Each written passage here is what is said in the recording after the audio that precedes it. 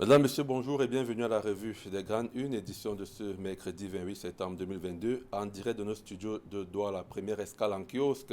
On voit ce que nous propose la presse ce matin. D'abord, la nouvelle expression qui s'intéresse au décès de Amadou Ali survenu hier, nécrologie. Le ministre Amadou Ali est mort, titre la nouvelle expression. Au moment d'aller sous presse, le journal a appris que l'ancien ministre de la Justice, est mort mardi 27 septembre 2022 en soirée en Suisse des suites de maladie. Le journal lui rend hommage dans l'édition de ce jour, de même que le Messager qui rend hommage à Amadou Ali. Les larmes de Kolofata, titre le Messager, évacué il y a quelques jours pour des soins à l'étranger. Le vice-premier ministre a rendu l'âme hier en Suisse à 79 ans. À la une du jour également, nécrologie.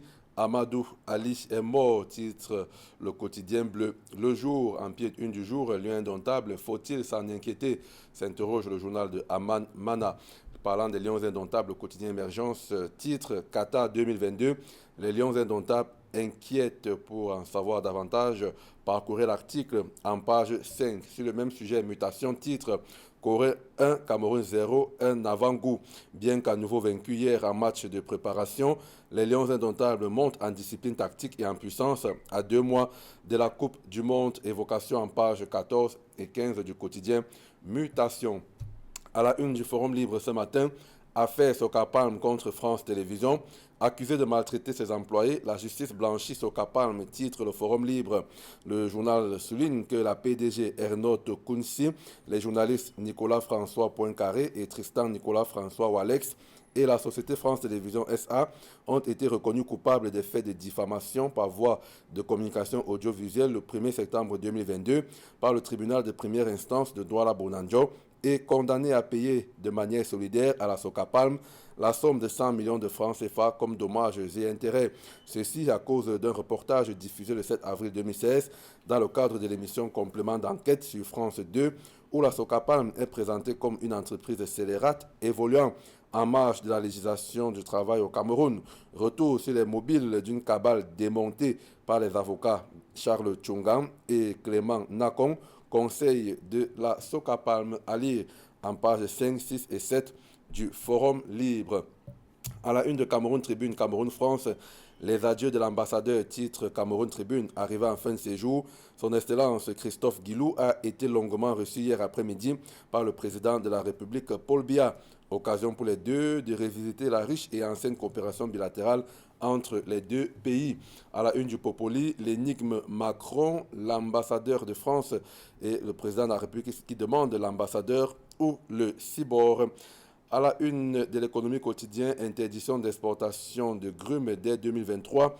Comment le Cameroun s'organise pour booster la transformation locale du bois, titre d'économie quotidien. Et puis on termine avec première heure, approvisionnement en eau potable à Yaoundé. Ça y est, l'eau coulera à flot, titre le journal Première Heure. Autre précision dans les colonnes de ce journal. Voilà pour cette première partie consacrée au kiosque. Revenons donc dans ce studio pour accueillir nos invités dans le cadre des échanges. Idriss Lisson, bonjour et bienvenue. Bonjour Achille, bonjour au Prince Hassan Nguekan, bonjour à tous les téléspectateurs, les fidèles de la revue de Grande Une. En face de vous, dans le Prince Hassan Nguekan, bonjour Prince et bienvenue. Bonjour Achille, bonjour aux très nombreux téléspectateurs d'Equinox Télévision. Je voudrais faire un clin d'œil aux syndicalistes du secteur de l'eau qui ont annoncé un mouvement de grève illimité dès le 1er octobre. Si le gouvernement ne paye pas les 10 milliards conclus et arrêtés à la fin de l'affermage pour payer la dette sociale, si le gouvernement ne paye pas, vous savez que le président de la République avait créé une commission. La commission a calculé donc toutes les charges logées dans pour la fin de l'affermage. Et donc, depuis pratiquement 2017 que ces charges-là ont été calculées, en 2018 que le président de la République a donné les instructions au ministre des Finances pour payer cet argent. Cet argent n'est pas payé jusqu'aujourd'hui. Vous vous imaginez que les retraités de cette époque-là souffrent parce qu'ils ne peuvent pas toucher leur sécurisation, leur cotisation, les indemnités relevant de la sécurisation sociale. Donc, c'est un problème vivement qu'il puisse être résolu parce que 10 milliards, des instructions ont été données depuis 2018. Lui, Paul Motazé n'a pas daigné verser cet argent. La Camotte en souffre, ajouté aux nombreuses dettes C'est-à-dire que des insolvables de l'administration publique qui n'arrivent pas à payer pour que cette entreprise et ces hommes puissent travailler normalement. Autre détail à lire dans votre journal, le Forum Libre en parle ce matin. D'ailleurs, la grande une du Forum Libre revient sur cette affaire Socapam France Télévisions et la justice donc qui blanchit Socapam. Rapidement, de quoi s'agit-il cette affaire? Vous nous rappelez en 2 mots? Oui, ben écoutez, vous savez que depuis le avril 2016, au cours d'une émission appelée Complément d'enquête sur France 2, notre confrère de France 2 avait fait un reportage au niveau dit-il, au niveau de Socapam, où il accusait l'entreprise en question avec l'un de ses leaders, entre guillemets, Vincent Bolloré, d'être négrier, d'accusé d'être l'un des négriers en Afrique en utilisant des enfants mineurs dans les plantations de Socapam. Donc, à l'issue de ce reportage-là, la Socapam avait saisi la justice camerounaise pour dénoncer cet état des choses. Et récemment, le 1er septembre dernier, en 2022, le tribunal de grande instance a reconnu coupable nos confrères de France 2, du groupe France Télévisions, des faits de diffamation et les a condamnés à des peines pécuniaires, notamment à 100 millions de francs CFA à verser comme dommages et intérêts à verser à Socapam. Donc, au cours d'un point de presse donné par les avocats de Socapam, notamment maître le passe-bâtonnier Charles Tchungan et maître Nancon, ils nous ont fait savoir que la Socapam ou alors le France Télévisions n'avait pas apporté des preuves des allégations qu'ils avaient avancées au cours de ce reportage-là, notamment sur les mineurs qui étaient déclarés, et que même le reportage en question n'était pas dans le site de Socapam, que Socapam entretient des relations contractuelles avec les sous-traitants et même des privés qui travaillent dans leur champ pour venir leur livrer le produit final. Et donc, Charles Tchungan a tout fait de noter que la personne ciblée dans ce reportage-là, en réalité, c'était Vincent Bolloré. Mais il se trouve que Socapam est un dégât collatéral. Le reporter a cru devoir penser que c'est encore Vincent Bolloré qui détenait les bourses ou alors l'entreprise Socapam, mais vous et moi, nous savons que depuis plusieurs années, le groupe est passé chez Sorfen, qui est un Belge, dont Vincent Bolloré n'a rien à voir avec Socapam. Et d'ailleurs, vous pouvez remarquer que les différents présidents de conseil d'administration de cette entreprise-là sont des Camerounais. L'actionnariat est belge et aussi camerounais, et des employés même de Socapam sont actionnaires dans cette entreprise à qui touchent leurs dividendes. Donc, il y a eu un problème, le problème posé, et qui est un problème général, et qui est souvent avancé de ce côté-là, c'est que des employés sont maltraités dans ces plantations. Donc, Socapam, de ce côté-là, notamment par le touchement de ses avocats, a affirmé qu'elle n'emploie pas des gens qu'elle paye à Lance-Pierre, que tous leurs salariés sont payés et normalement, ils bénéficient des sécurités sociales et même des couvertures sanitaires. Ils ont des hôpitaux sur leurs différents sites pour des cas minimes, et que lorsque des cas s'avèrent un tout petit peu compliqués, ils ont des couvertures, ils ont des assurances qui couvrent leurs employés. Donc, grosso modo, c'est l'affaire du complément d'enquête géré par nos confrères de France 2, ont cru que c'est encore Vincent Bolloré qui détenait. Vous l'avez dit, donc la justice donne raison à la Socapam. Vous avez certainement suivi cette affaire qui a fait beaucoup parler d'elle. On a même remis en cause le professionnalisme de nos confrères de France Télévisions. Aujourd'hui, la justice donne raison à Socapam. Oui, il faut dire que c'est une affaire qui est comme tout ce qui se passe au Cameroun. Il y a ceux qui sont tapis toujours dans l'ombre et qui pensent qu'il faut tout noircir. Il y a des gens qui pensent qui ne comprennent pas l'écosystème autour du palmier à huile. Il faut dire qu'il y a la Société camerounaise de palmiers, la Socapam, qui a des palmeraie et qui a son personnel.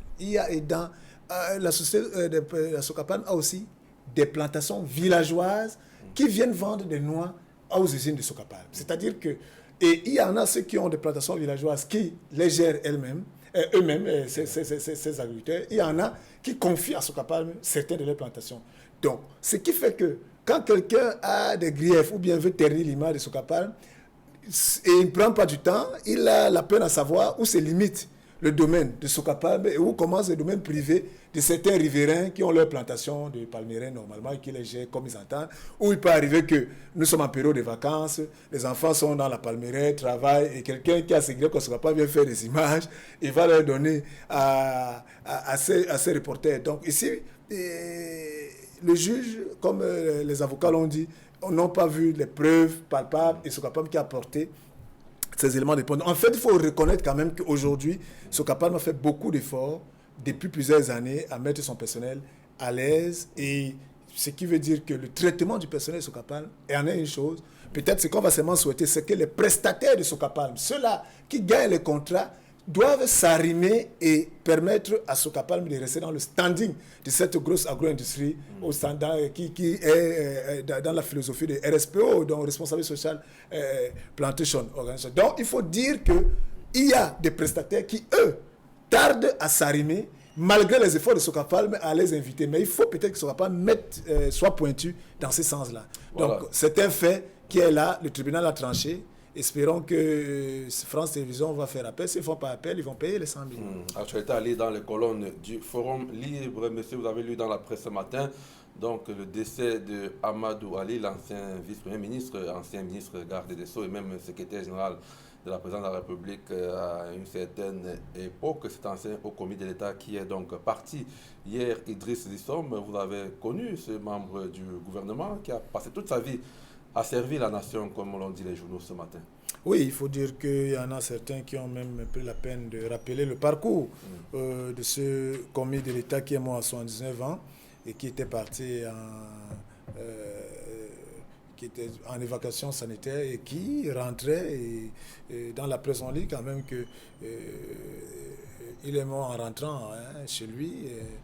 Donc, mais on retiendra que voilà quelqu'un qui a quand même travaillé pour la patrie, qui a fait ses études, qui a fait ses écoles, qui a fait l'ENAM, qui est allé en Europe se forger et revenir, et qui a traversé, qui est passé. Vous savez un peu, quand on regarde un peu le parcours des gens de certains âges, de ces hauts commis de l'État, il y en a qui vivent encore, et celui-là qui est parti, on constate quand même que c'est des gens qui ont commencé leur parcours dans le Cameroun profond, qui ont fait des arrondissements, des départements, des chefs-lieux de région, avant d'arriver à l'administration centrale. En fait, c'est des gens qui connaissaient quand même un peu le Cameroun profond, qui pouvaient... Voilà, comme il y en a aujourd'hui qui sortent de Yaoundé, de l'ENAM, là, et ils vont à la présidence, et ils veulent savoir, ils ne savent pas comment ça vibre du côté de Kolofata, ou bien comment ça vibre du côté de Bakassi, qui n'ont même jamais pris la peine d'arriver de ce côté-là. Donc, il faut toujours voir que les hauts commis de l'État qui commencent parachutés à Yaoundé, qui ne font pas le parcours comme cela se faisait avant, peut-être qu'on peut comprendre pourquoi le pays est comme il est là aujourd'hui, des gens qui ne vibrent pas en phase avec les populations, qui ne savent pas que y a des difficultés. Donc, c'est la mémoire de ce haut commis de l'État qui a quand même fait tous les étapes, qui a été secrétaire général de la présidence, vous l'avez dit, qui a été vice-premier ministre en charge de la justice, ministre de la Défense, ministre de la Défense, avec tout ce que cela comporte, qui, quand on a lu les câbles de Wikileaks, avait aussi sa perception et sa vision des choses, de la gestion du pays. Donc, paix à son âme et que son âme repose en paix. Tout ça. Prince Aristide, que retenez-vous de Amadou Ali? Je retiens en premier que Amadou Ali c'était un féru du renseignement. Vous savez qu'Amadou Ali a fait une grosse carrière au niveau du secrétariat d'État chargé de la gendarmerie. Après, il a été promu ministre de la Défense, après ministre de la Défense, ministre de la Justice. Et je me souviens, lorsqu'il était au ministère de la Justice, il continuait à recevoir des gendarmes pratiquement tous les jours. C'est un homme que j'ai côtoyé à un certain moment. Je vous dis, c'était un véritable féru du renseignement. Et il a été au cœur de l'actualité. Vous savez qu'avec la campagne d'assainissement lancée par le président Biya, il est pratiquement au cœur de l'opération, à la base même de l'opération Épervier. C'est-à-dire que vous avez cette campagne qu'on peut appeler à l'époque Épervier 0 avec l'Institut suédois. Michel Thierry à Tangana. Il était déjà... C'est lui qui a instruit d'ailleurs, je crois, le dossier. Il était déjà secrétaire d'État à la gendarmerie. Donc, il était au cœur du renseignement. Maintenant, au ministère de la Justice, le Polycarpe Abba et tout, c'est lui qui a engagé véritablement, qui était au cœur de ces différents dossiers-là. La troisième chose qu'on peut retenir de lui, c'est qu'au conflit, lorsqu'il était au ministère de la Justice, avec le conflit Bakassi, c'était lui qui était aux manettes du ministère de la Justice. où le Cameroun a remporté cette bataille judiciaire. La troisième chose, c'est qu'il est sorti un tout petit peu par la petite porte. Et on en a plus beaucoup parlé. Vous savez que lorsqu'il est parti du gouvernement, il est resté chez lui, sur Yaoundé. Il a eu beaucoup de problèmes avec les attaques de Boko Haram, où sa femme a été kidnappée. Son petit frère, que j'ai aussi très bien connu, a été tué au cours de cette attaque-là. Vous savez, après cette étape-là, il a été beaucoup fragilisé. Vous rendez compte que quelqu'un qui était au cœur de l'appareil, qui subit, sorti de l'appareil, subit ce type d'humiliation. Amadou Ali, la mort d'Amadou Ali a commencé à cette étape-là. Donc, depuis quelques mois, il ne se sentait pas bien. Il était, pour ceux qui l'ont aperçu, il était suffisamment diminué. Il a été évacué récemment du côté de la Suisse. Ça n'a pas suivi et c'est sa dépouille qui nous revient. C'est de retour de cette évacuation qui décède. Voilà, qui nous revient. Il sera inhumé dans son village natal. À Kolofata. Très bien aimé à Kolofata. Vous savez qu'ils sont pratiquement à la frontière entre le Cameroun et le Nigeria. Et une petite anecdote, ce n'est pas pour créer la polémique. Il nous disait que avant que le territoire avant que les frontières ne soient établies, ils étaient pratiquement du côté du Nigeria. Et c'est la raison pour laquelle lui, la famille, c'est-à-dire que la résidence même de son père, actuellement, après cette séparation, elle était du côté du Nigeria. Mais lui, il avait pris le choix de construire du côté du Cameroun. Donc c'était nous qui avons fait pratiquement ce site-là. C'est la frontière. Vous ne pouvez pas concrètement dissocier ceux qui sont au Cameroun avec ceux qui sont au Nigeria. Merci pour cet hommage, Prince Hayassine Ngeka. On rappelle donc qu'il y a une messe qui devait se dérouler à partir de 7h à la mosquée de Yaoundé, de Tinga. Une prière. Une prière, qu'est-ce que j'ai dit? Une prière mortuaire. Vous avez parlé d'une messe. Une prière, tout à fait. Et donc, à partir de 10h, dans les prochaines minutes, donc, le cortège va prendre la direction de Maroua. Allez, le reste, vous pouvez lire dans les journaux ce matin. On parle de notre sujet. Cameroun nous dit ce matin que l'ambassadeur Christophe Guilou, arrivé en fin de séjour, a fait ses adieux au Cameroun en étant reçu par Paul Biya. Et donc, il aura un remplaçant dans les prochains jours à la personne du général Thierry Marchand. Et c'est ce général-là qui nous intéresse parce que la une de Popoli parle de l'énigme Macron. Et de ces sommes, ces derniers jours, on a beaucoup parlé du général qui arrive. Pourquoi ce général d'armée le plus haut gradé qui arrive au Cameroun, à Yaoundé? Que cache la nomination de ce général d'armée-là? Est-ce qu'il y a des choses en dessous? Je n'en sais rien. Je ne suis pas dans les secrets des dieux, mais en tant qu'analyste, on lit quand même dans la presse. Vous savez qu'il y a une mauvaise réputation qui suit la France, que lorsque on nomme un ambassadeur qui a un profil de militaire, très souvent dans le pays où il va, quelques mois, quelques années après, il y a souvent des coups d'État, il y a souvent du désordre qui s'installe. Est-ce que cela est lié au fait que l'ambassadeur qui vient, étant un stratège militaire, vient avec des objectifs pour essayer de positionner les pro-français? Point d'interrogation. Est-ce que... Donc vous voyez, c'est pour cela que cette nomination un peu inquiète, mais en fait, ce n'est pas le premier militaire qui est quand même nommé ambassadeur au Cameroun. Donc on peut dire tout simplement que c'est à l'analyse de ce qui se passe dans d'autres pays africains, là où la France a eu à nommer d'abord des ambassadeurs militaires, au profil militaire, qui permet à la presse de s'interroger et qui fait en sorte que prévenir vaut mieux que guérir. Et peut-être qu'il faut se préparer et prendre avec des suspicions cet ambassadeur qui vient. Mais je pense que c'est de bonnes guerres. On ne peut pas empêcher les gens de réfléchir. Prince Hayassine, le contexte géopolitique peut-être aidant. C'est pour ça qu'on peut retrouver un général d'armée. Pourquoi pas? Vous avez la réponse à cette énigme-là, Macron? Non, il faut déjà noter qu'au-delà de cette énigme-là, de ce débat-là qui a cours dans les chaumières et même au sein de l'opinion camerounaise, ce qu'il faut noter que les États peuvent envoyer n'importe quel profil comme ambassadeur. Et nous, au Cameroun... Mais en fonction des intérêts du moment. Nous, au Cameroun, nous le faisons aussi.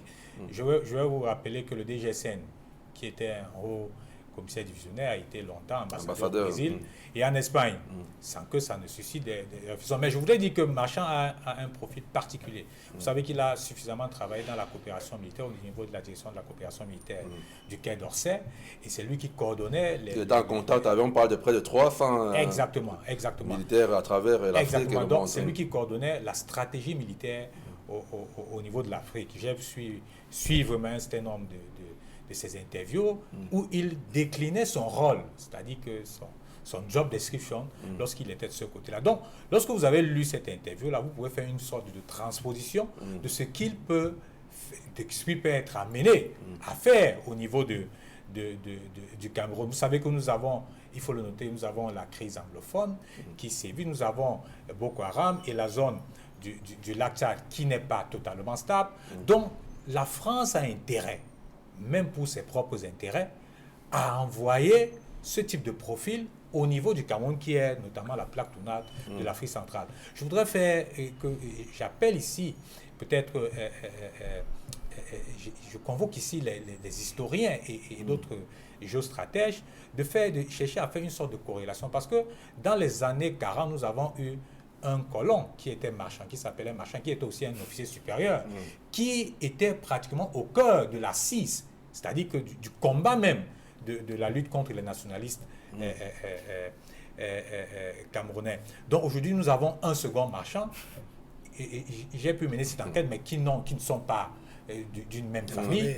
Donc, peut-être un simple hasard, je pense qu'il faut mener des réflexions ou alors des analyses afin de comprendre la stratégie du Quai d'Orsay ou alors du gouvernement du président Macron pour leurs intérêts au niveau du Cameroun. Voilà donc pour ce qui est de cette actualité-là proposée par le journal satirique Le Popoli. On passe au dernier sujet en sport. Les Lions indomptables, ils sont là certainement suivi la rencontre d'hier, perdue par le Cameroun face à la Corée du Sud, 0-1. Peut-être la casquette de journaliste ou simplement d'un fan des Lions indomptables. L'équipe des Rigobert sont inquiètes à 2 mois de la Coupe du Monde. 2 matchs, 2 défaites. Moi, je suis surpris quand on parle d'inquiéter. Cette équipe était à quel niveau pour qu'elle inquiète? Parce que moi, je suis souvent quand même amusé avec certains... On a fondé trop d'espoir alors que cette n'était pas le cas. équipe était-elle à un niveau probant avant aujourd'hui? Mais cette équipe est une équipe qui s'est construite. C'est-à-dire que tout le monde peut être d'accord avec moi que même l'arrivée en Coupe du Monde est un exploit pour cette équipe. C'est-à-dire que cette équipe qui fait un exploit en arrivant à la Coupe du Monde, maintenant on attend d'elle qu'elle soit extraordinaire. Non, mais c'est un chantier. Moi, je suis un supporter lucide et qui sait que cette équipe est en construction et qui reste un supporter de football qui sait que dans un tournoi, tout peut arriver. Et comme les autres le disent, nous sommes, vous savez, Achille, je vais finir par là, nous sommes dans un environnement où aujourd'hui nous vivons tellement, nous sommes tellement martyrisés, nous sommes tellement dans la galère, la gadou, on ne voit pas des projets avancés, on ne voit pas des choses aboutir. Enfin, on a perdu le rêve. On a perdu le rêve. On se dit que rien ne peut se passer de bien et qu'il faut qu'on accepte notre statut de faible, d'incapable et qu'on adopte ça et que la vie s'arrête. Non. Moi, je pense que les Lions sont là, ils ont beaucoup à travailler, ils doivent se battre. Ils ne se battent pas, ils seront battus sur les 3 matchs. Ils se battent, ils vont faire des nuls, ils peuvent gagner des matchs. Ça se joue et qu'ils se préparent, c'est tout. Maintenant, s'ils gagnent, pour moi, ce sera la continuité de l'espoir qui ne va pas montrer que c'est une formidable équipe. Maintenant, s'ils perdent, il faut qu'ils se remettent au travail pour constituer un groupe qui va avancer. C'est ma perception. Prince, en 30 secondes, optimiste ou pessimiste? Non. Je vais parler ici en prenant ma casquette de coach. Parce que dans une autre vie... Vous êtes coach aussi. Voilà. Donc, entraîneur de football. On a 25 millions de coachs. Non, entraîneur même. C'est pas l'Afrique à foot. Je voudrais dire que moi, j'ai suivi Rigobert. Son argument tient. Vous savez que lorsque c'est un risque qu'ils ont pris, c'est-à-dire que de faire, je dirais pas de faire partie de certains joueurs, c'est-à-dire de faire attendre certains joueurs et d'essayer pour le moment les nouveaux qui arrivent dans l'équipe. Et dans ce risque-là, ça peut marcher comme ça ne peut pas marcher. Mais ce qu'ils gagnent en tant que coach et les dirigeants, et je pense qu'Eto l'a dit, c'est de voir comment ces gens-là réagissent. Et donc, je ne pense pas que les Camerounais auraient souhaité, c'est-à-dire qu'on puisse essayer ces nouveaux venus-là en pleine Coupe du Monde. Donc je pense que le coach actuellement est en train de faire une sorte de rodage technique et accordons-lui ça. Je pense qu'après cette phase de rodage technique-là, il saura placer ses pions afin d'affronter les adversaires au niveau de la Coupe du Monde. Et le rêve est donc permis pour les Lions indomptables. Et le premier à rêver, c'est le président de la Fédération camerounaise de football, Samuel Eto'o-Fils. Nous sommes tous derrière les Lions pour FIFA Qatar 2022. Mesdames, Messieurs, c'est ici donc se referme ce programme. Merci à vous d'être venus décrypter l'actualité, chers messieurs. Merci à vous à la maison d'avoir suivi cette émission. Merci à nos équipes techniques en régie, Jonathan Babiola, Gambel Noumou, autour de Emos Fongo, l'infatigable. On se donne rendez-vous demain à 9h20. Retrouvez la team d'Isabelle Carole Zoupette pour 10-12, le Zénith.